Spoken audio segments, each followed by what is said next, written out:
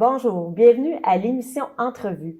Aujourd'hui, je reçois Sophie Rolland qui travaille chez Reversa. Bonjour Sophie. Bonjour Marie-Hélène. Sophie, quelle fonction que tu fais chez Reversa? En fait, je suis neuroscientifique à la base et j'ai joint l'équipe de Reversa il y a 1 an maintenant comme assistante médicale. Donc, je m'occupe de m'assurer que les gens qui passent par la clinique sont bien suivis puis qu'on puisse les aider à renverser leur trouble métabolique. Et depuis combien de temps tu as décidé, toi, d'adhérer à l'alimentation cétogène? Ça fait déjà 1 an et demi. Au départ, mon mari et moi, on s'est dit « Ah tiens, pourquoi pas? » On en entendait parler, c'était un peu abstrait, je t'avoue. C'était même pas que j'étais contre, c'était que ça entrait d'un côté et ça sortait de l'autre. Je venais de terminer des études dans la faculté de médecine pendant 7 ans. J'en avais jamais entendu parler, fait que pour moi, ça avait pas, j'entendais pas. Donc, je m'insurgeais pas, j'étais pas contre, c'est juste que je m'en préoccupais pas. Puis j'étais plutôt le retour à la fin des études a été difficile, j'avais plus d'énergie, j'étais très apathique, j'avais de la difficulté à entreprendre des projets, j'avais de la difficulté à juste faire mon lavage ou le ménage et ou préparer les repas pour les enfants. Et c'est mon beau-frère qui, lui, était cétogène depuis quelques mois déjà. Ça faisait plusieurs fois qu'il m'en parlait. C'est moi, ça rentrait d'un bord, puis ça sortait de l'autre. Et cette fois-là, entre autres, il m'a dit « Mais pourquoi t'essayes pas? T'as quoi à perdre? » Et ce soir-là, je suis rentrée à la maison. Un peu par des formations professionnelles, j'ai commencé à chercher des articles scientifiques sur le sujet. Okay. Puis en fait, je voulais voir, ça me tentait pas d'apprendre sur des groupes ou des sites internet douteux. C'est même mieux faire ta recherche par toi-même. Exactement. Je recherchais par moi-même. J'ai trouvé des trucs intéressants. Et là, j'ai dit à mon mari, ça te tente-tu? Puis là, il a dit, bah, pourquoi pas? Alors, on a entrepris ça. Ça fait déjà 1 an et demi. Puis voilà. Puis on a adoré les faire, en fait, après la période d'adaptation, parce qu'il y a une période d'adaptation. Cette période-là est différente d'une personne à l'autre. Ouais. Oui, la mienne a été particulièrement longue. Il fallait que je sois motivée pour continuer. Okay. Mais quand tout s'est placé, là, wow, c'est là où j'ai découvert les avantages de l'alimentation cétogène. Les bienfaits. Oui, voilà. Et toi, tu as 3 enfants? J'en ai 4. Tu as 4 enfants? Oui, en fait, j'ai une grande fille, 3 jeunes garçons. OK. Et là-dessus, il y en a 3 qui ont le trouble de déficit de l'attention. Oui, mes 3 garçons ont un trouble de déficit de l'attention avec des conditions différentes. C'est-à-dire que le trouble de déficit de l'attention, c'est comme la base. J'en ai un qui est anxieux, j'en ai un qui est vraiment inattentif, là, vraiment, vraiment inattentif. J'en ai un qui a un trouble d'opposition. Ah oui, okay. Oui. Parfait. Oui, c'est vrai parce que les TDA, c'est ça, il y a différents, ils sont pas tous pareils. Non, là. non, ils sont vraiment très différents, en fait. OK. Là.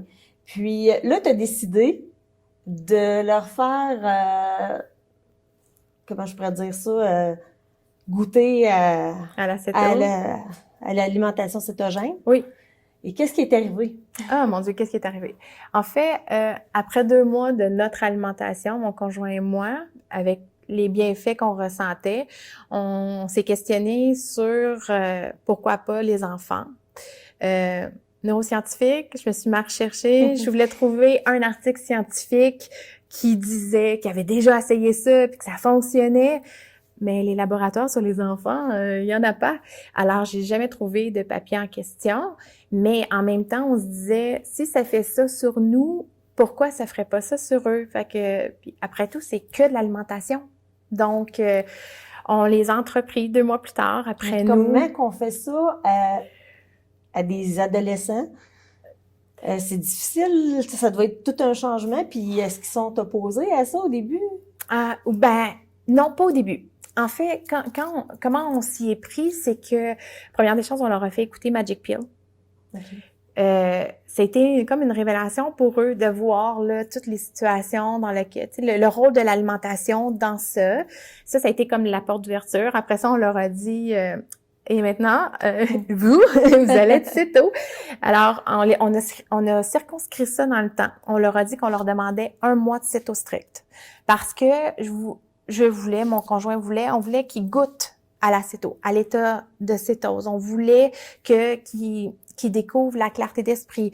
On voulait qu'ils se sentent apaisés, qu'ils récupèrent un meilleur sommeil. Et ce que je dois te dire, c'est que moi, mes enfants étaient sous psychostimulants. Ouais. Puis l'effet secondaire, le pire en ce qui me concerne des psychostimulants, c'est qu'ils mangeaient pas. Ils mangeaient pas du tout. Ils déjeunaient le matin, ils dînaient pas du tout. Ils collationnaient avant le souper, ils avaient jamais faim. Leur courbe de croissance était complètement... ils étaient très, très, très petits. Les plus petits au scout, les plus petits au soccer, les plus petits dans leur classe. Donc, très maigres, très petits. Le pédiatre nous disait toujours, vous allez voir, à l'adolescence, ils vont récupérer la courbe de croissance. Mais, tu sais, comme on avait un doute sur le sujet. Okay. On avait un petit peu peur parce que tout le monde qui commence l'alimentation cétogène, ce qu'on se rend compte, c'est que comme on retrouve notre satiété, on a souvent tendance à parler de moins manger. Mm-hmm. On est toujours repu, on calcule pas nos calories, mais globalement, on va manger, par exemple, 2 repas par jour. Fait que ça nous préoccupait de dire, nos enfants ne mangent déjà pas, qu'est-ce qui va arriver? C'est le contraire qui s'est opéré. Mes enfants ont commencé à manger. Mes enfants ont commencé à découvrir des nouveaux goûts, à s'intéresser aux légumes, à aimer les légumes. Ça, c'était comme génial. Ils mangeaient 3 repas par jour. Je faisais des lunchs. Je fais encore des lunchs. Je faisais des lunchs complets. Ils partaient avec des lunchs complets. Les lunchs revenaient vides. Ça a été le contraire. Ils se sont mis à grandir. Ils se sont mis à prendre du poids. Ils ont pas un once de gras. Ils sont musclés, ils sont maintenant en croissance. Et ça, pour moi, c'est une de mes plus belles réussites. Quand on a commencé, on l'a mis ça dans le temps, on a dit, on veut 1 mois de céto strict. Puis là, ils ont embarqué, on leur a même promis un petit quelque chose. Okay. On leur a dit, on va vous acheter un nouveau jeu pour la Nintendo Switch. Puis c'est comme ça, puis ils ont fait 1 mois. Ils ont goûté à ça. C'est pas facile tous les jours. Ça serait mentir de dire que c'est facile tous les jours, mais 80% du temps, ça va vraiment bien. Ils aiment ça, cet état d'apaisement-là, surtout pour le plus jeune.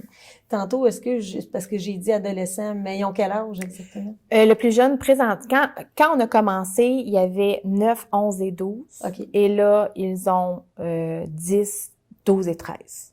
OK. Et là, ils ont continué à ce moment-là, ils ont décidé de continuer. On leur a pas donné le choix. Okay. De toute façon, il n'y a plus rien chez moi qui est pas céto. Les lunchs c'est la famille au complet là, qui est céto. Oui, on est une famille céto, complètement céto. Oui, vraiment. Puis, est-ce qu'à l'école, est-ce qu'ils sont fait achaler avec ça? Je sais pas, moi... Ils ont-tu eu des remarques des autres Liam, étudiants? mon plus vieux, s'est fait appeler Monsieur Chou-fleur longtemps parce que en fait, il aimait pas les poivrons.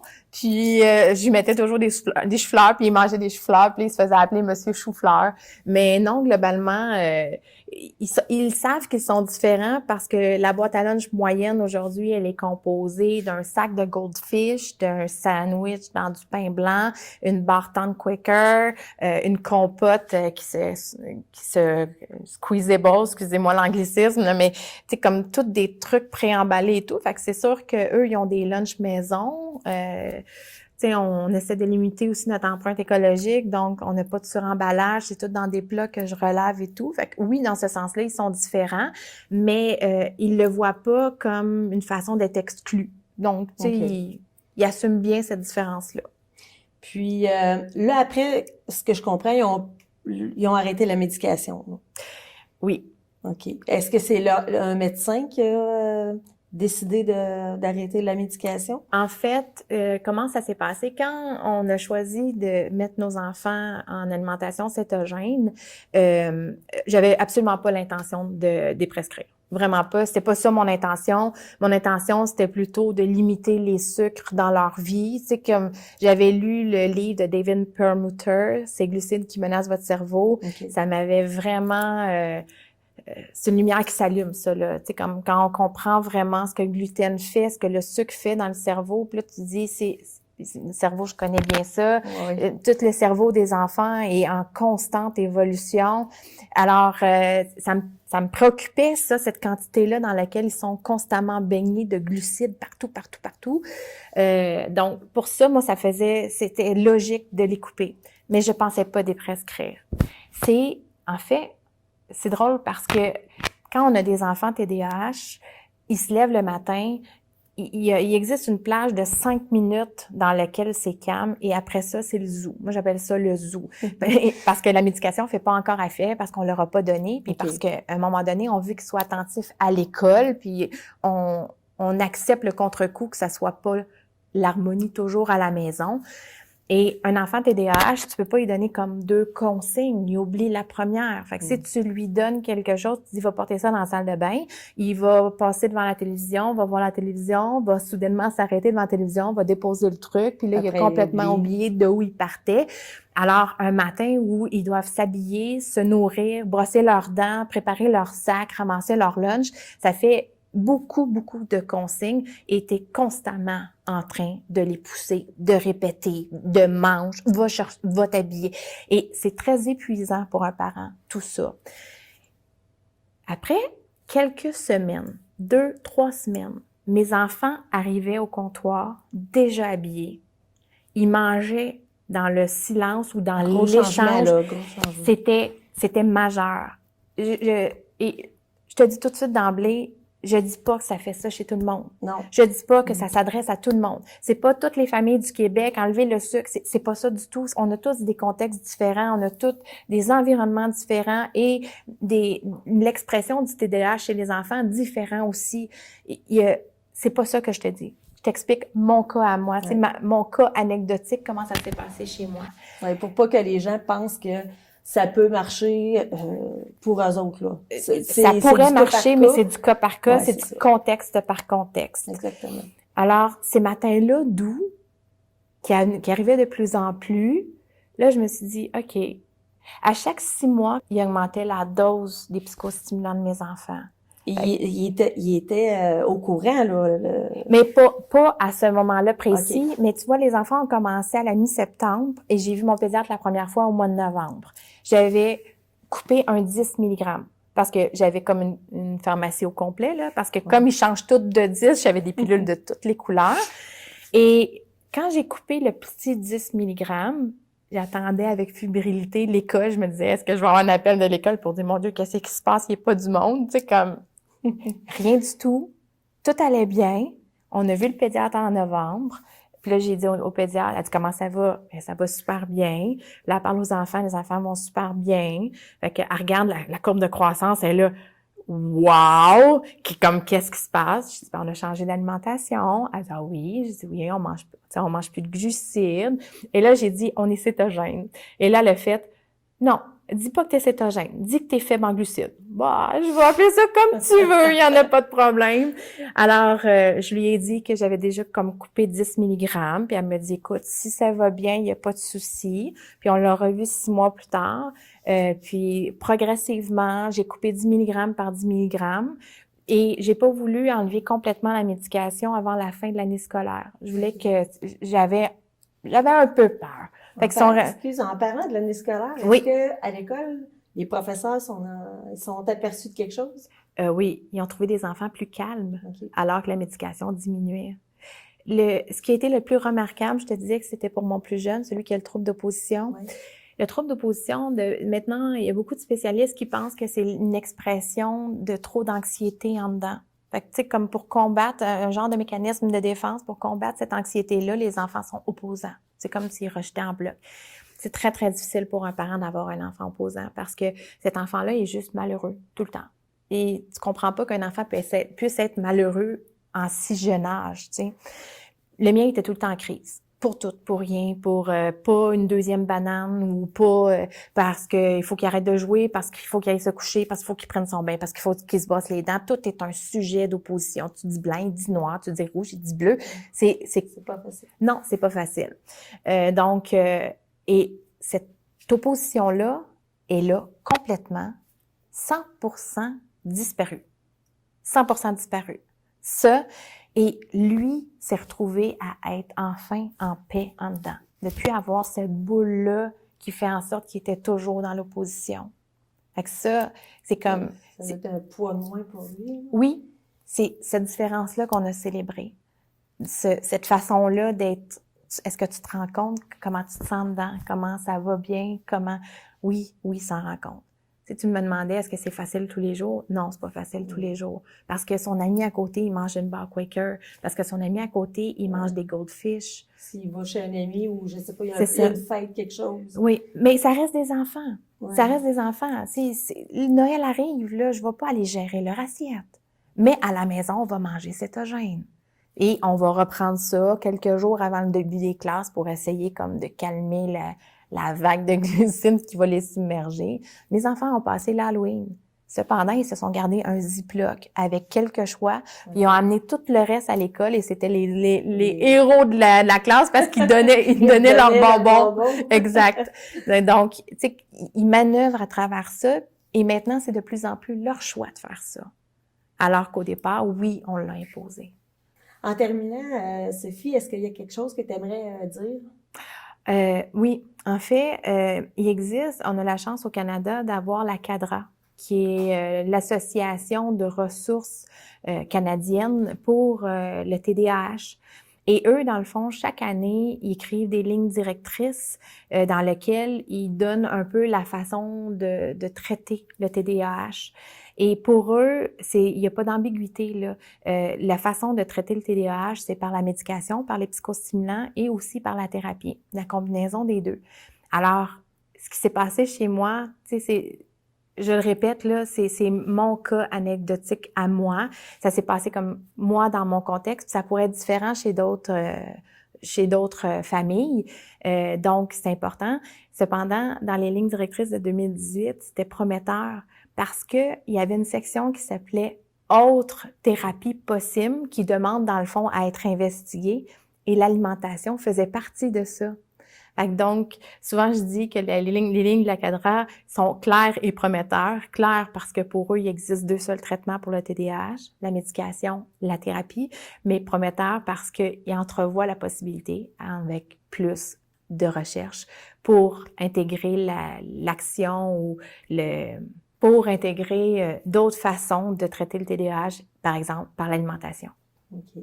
Est-ce que tu recommanderais aux gens, toi, aux parents, c'est-à-dire d'aller voir, de consulter pour si ils voudraient, s'ils ont des enfants TDAH ou TDA, excuse, Non, c'est vrai. d'aller consulter quelqu'un, exemple, là, un expert, là, pour changer l'alimentation, puis... Tu vois, moi, je dirais que chaque parent doit être concerné par la quantité de glucides que nos enfants sont submergés. Ça, c'est la première. On mange des aliments hyper transformés, des trucs en boîte, en sac qui ont un paquet, une multitude d'ingrédients, d'additifs, d'aliments,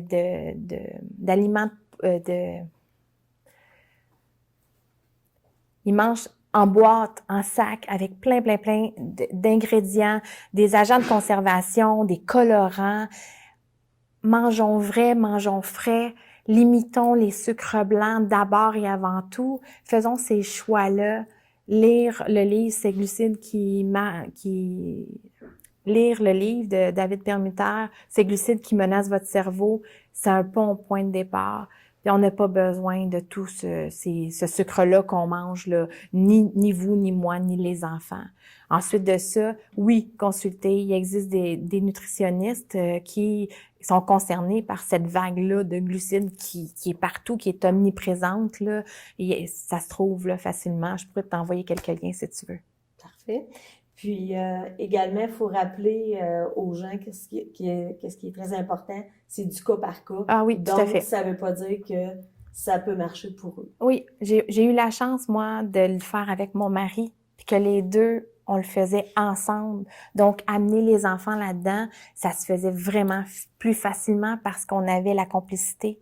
On a juste à penser à une maman monoparentale qui, son enfant va une semaine sur 2 chez le papa, puis le papa, il croit pas du tout. Ben, dans son contexte à elle, être céto une semaine, être high carbs l'autre semaine, je pense que ça peut amener plus de tort que de bien, là. Donc, le contexte de tous et chacun, c'est toujours hyper important. Ouais. Bien, je te remercie beaucoup, Sophie, d'avoir accepté d'être venue pour faire cette entrevue. Ben merci pour Qui est l'invitation. super intéressante. Alors, merci et on se revoit pour une prochaine entrevue.